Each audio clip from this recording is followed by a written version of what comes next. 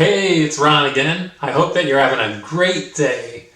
At the end of chapter 16, we saw that John said that God was going to remember Babylon the Great and judge her. In chapters 17 and 18, John expands on who Babylon the Great is and that judgment on her.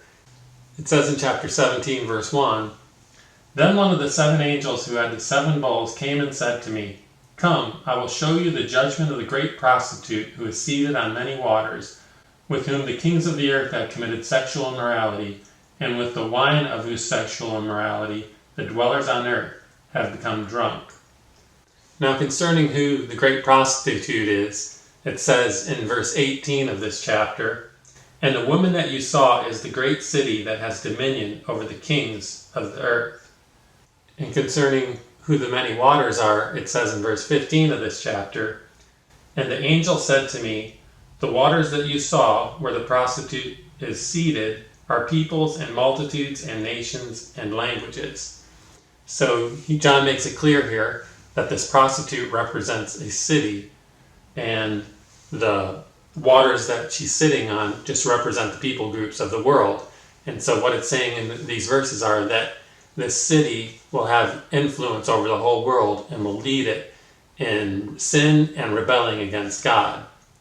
And then it says in verse 3, "And he carried me away in the spirit into a wilderness, and I saw a woman sitting on a scarlet beast that was full of blasphemous names, and it had 7 heads and 10 horns."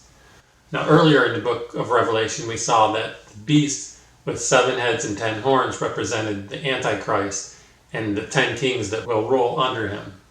So when it says here that this woman is sitting on the beast, what it's saying is that this evil city will exist during the tribulation alongside the beast and his kingdom. And then he says in verse 4, "The woman was arrayed in purple and scarlet and adorned with gold and jewels and pearls, holding in her hand a golden cup full of abominations and impurities of her sexual immorality."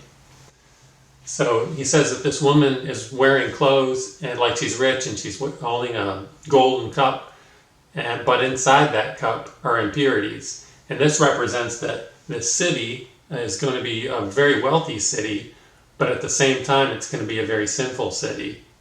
And then he says in verse 5, "And on her forehead was written a name of mystery, Babylon the Great, mother of prostitutes and of earth's abominations.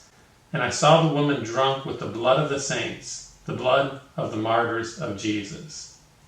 So it says here that this city is the mother of prostitutes and the earth's abominations. It's stressing again that this city will lead the whole earth in sinning and rebelling against God. And he specifies here in verse 6 one specific sin that it'll lead the world in. It says that the woman was drunk with the blood of the saints. And so that just means that this city is going to lead the world in killing Christians. Well, that's it for today. Thanks for watching.